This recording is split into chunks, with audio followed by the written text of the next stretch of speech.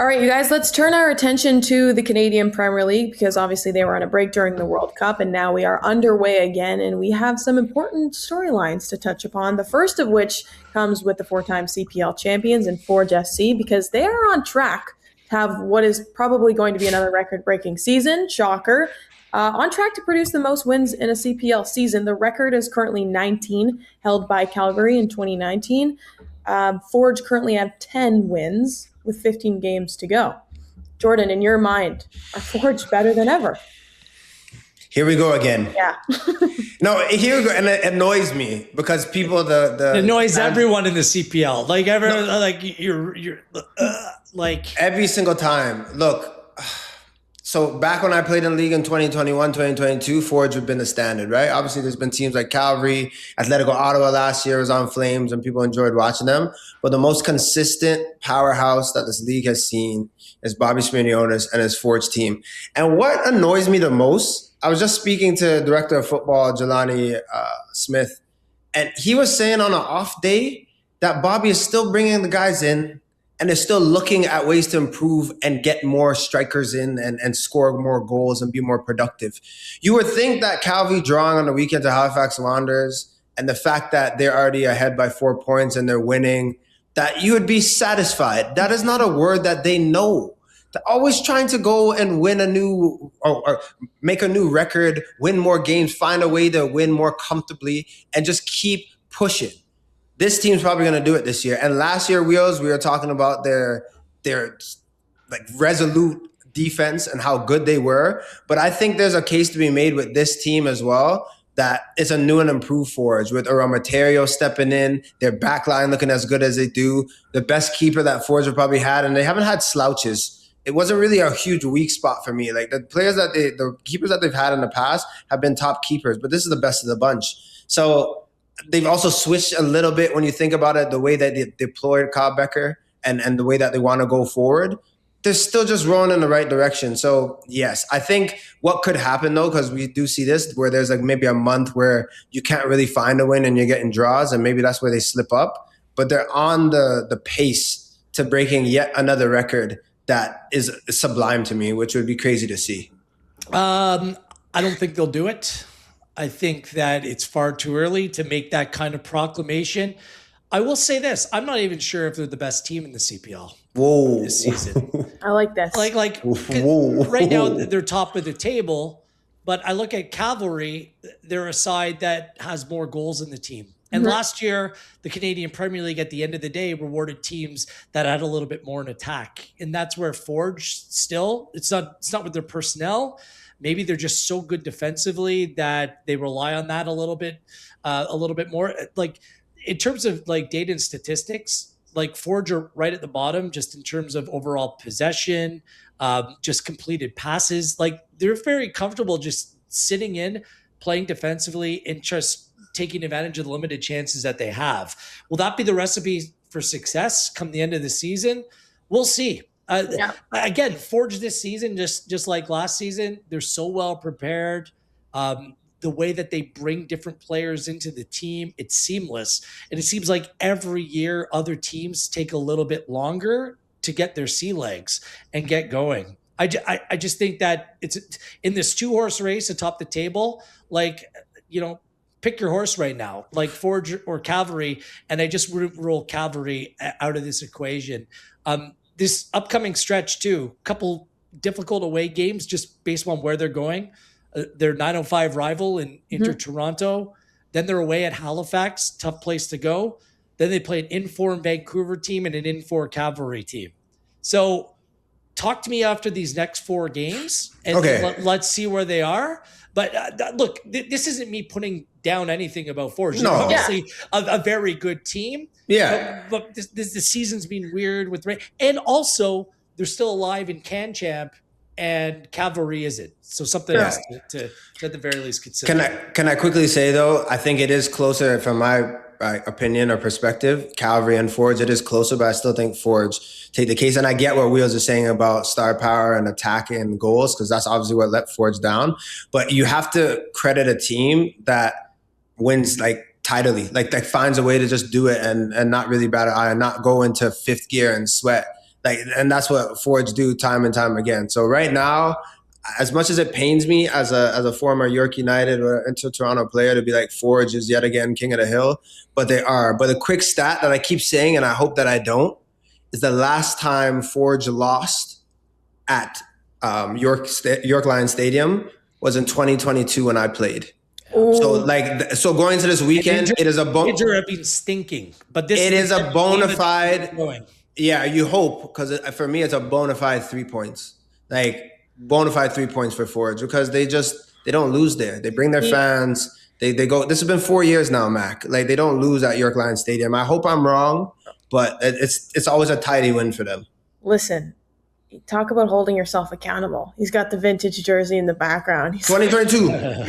You remember what you did in 2022? Where were you? I don't know. I was probably watching, realistically. But you're right. High school. She was in high school. Okay, zip it. There is something to be said for being able to grind out results when they aren't in their best form. I'm trying to do the show, you guys. Sorry. Wheels, let's go back to you because you mentioned it. They'll play an in-form Vancouver FC side in a couple weeks.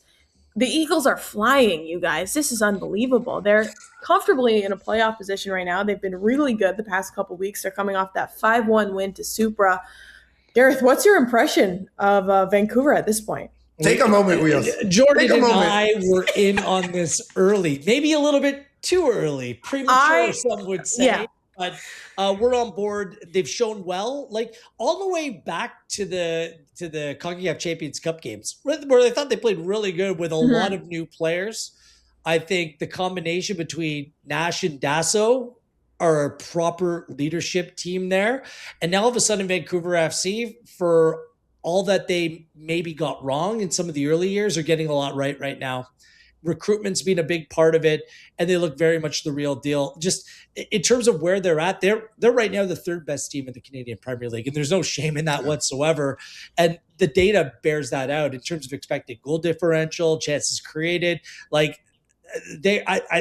not even sure if there's much of an argument that they're not third place, and now they're being rewarded for some of their work. 5 goals, 4 goals in back-to-back games. They're just dominating teams. Supra, Inter Toronto. These are the teams that they're competing against for a playoff spot, and they're beating them by convincing score lines. So I don't think this is a fluke. They're well managed. There's a level of depth in this team. There's balance within this team in terms of experience and youth as well. So they're going to be a problem. I think they're going to be a problem coming down the stretch.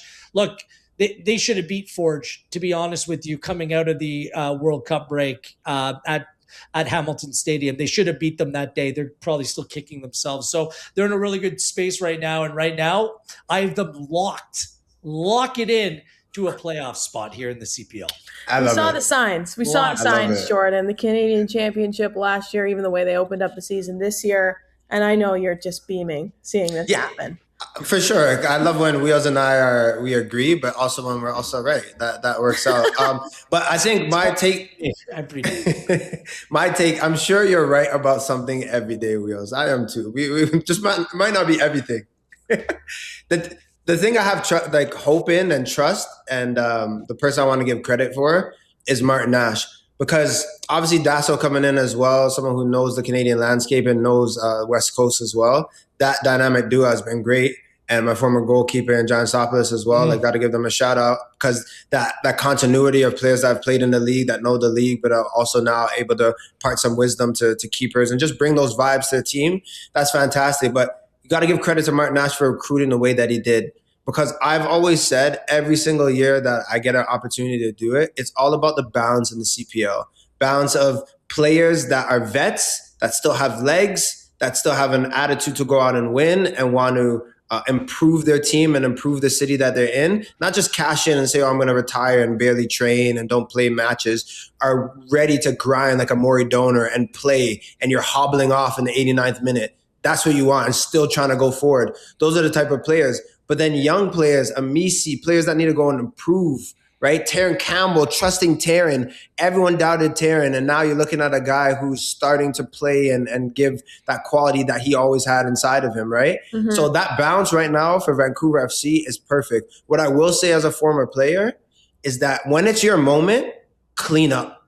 because there's going to be inevitable injuries. There's going to be tough spells on the road. There's going to be those games where you should have got 3 points and you get 1, or you should have tied and you lose. Right now is Vancouver FC's moment. Clock in those 3 points, +3, +3, +3 as much as you can, because when that dry spell comes, you want to sit pretty uncomfortable, because Supra, as much as they're in 7th right now, they'll be a team to compete. We're hoping Inter Toronto, it's a hope right now that they start showing some quality, but there's still teams around them. Halifax Wanderers as well. Don't count them out. Getting better. Getting better. And also playing at Wanderers ground is a difficult place to go. They can make that a fortress. They haven't yet, but they could. So right now for Vancouver, it's looking good, but you got to cash in on what you have. Let's close this segment out by talking about the defending CPL champions in Atletico Ottawa. I think there was some sense of panic around this team when they lost Diego Mejia, given what he was able to accomplish with the team last season. But under Gustavo Leal this past weekend, it looked like they were sort of back to their old ways. It was a draw, but I think it was a good performance, you could say. Wheels, in your mind, might this actually benefit them in terms of the trajectory they're heading on for the rest of the season? I don't think any team benefits from losing a manager like Diego Mejia, who did so well at the club. But I think that change can oftentimes still be good in its own different way. And the way the team played on the weekend in Gus, I'm just going to call him Gus Leal's debut as manager, the team played great. And perhaps the change in formation will be the biggest thing that might make the difference, kicking this team on to playoff qualification this time around. Because for all that Mejia did well as a manager, we saw the weaknesses when you play 3 at the back. It can become rather defensive at times. There was a bravery, a willingness to get forward by this group on the weekend. They were really unfortunate in a 1-1 draw against Inter Toronto. I think they deserved much more from that game, even though Inter Toronto had more chances. But in this new style of play, Atletico Ottawa, I think they're taking off the proverbial handbrake to a certain degree and using some of the attributes that were instilled by Mejia and allowing them to play a little bit more, which I think will be good for the evolution of the players. Over the long haul. I think that this is the way that the direction the club had to go in taking it forward. And look, I'll give Atletico Ottawa a lot of credit because we questioned some of their recruitment in the offseason, but more times than not, they're getting the critical decision-making right. Who their manager is, what they need to do to take the project forward, projects within the community. Like Atletico Ottawa are hitting, if it's not a home run, it's doubles and triples across the board. And that's enough to take this team forward. So all of a sudden, when they're in this period between Mejia and Leal, you're just thinking that they're treading water a little bit. I think now they're ready to start taking things forward. And it could be a really exciting group moving forward as well, just based upon the initial style of play. So I think they're in a good place. It's hard to make the argument they're in a better place than they were with Mejia based on what they were able to accomplish.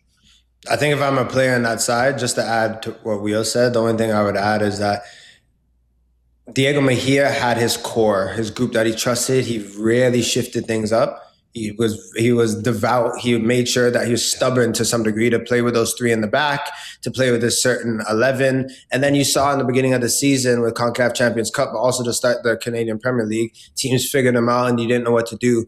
But I could imagine that there are players, and this I know as well from speaking to people, is that those players on the bench that were still quality felt like you're almost overlooked to some degree. But now the slate's a little bit clean with Gussie coming in with Leal as well. I'm thinking about players like Coulange, players like Julian Dunn coming to the squad, right? Garcia didn't have a great start, but now he could be maybe a striker that Gussie relies on, right? There's these type of players like Johnny Assi. Wheels, when he signed, we're like, oh, this is going to be a big player that hasn't really shown his top quality. So fast, fast, so strong, is dangerous 1v1. These guys, not to say that Mejia dismissed them, but just didn't rely on them in big moments. But now the script can be flipped to some degree, and you can maybe rely on players like that to step up in a big moment, right? So the slate is clear. The culture in Atletico Ottawa is what it is. Like the fans are dynamic. They're behind their team. They want their team to be successful, and that matters in this 8-team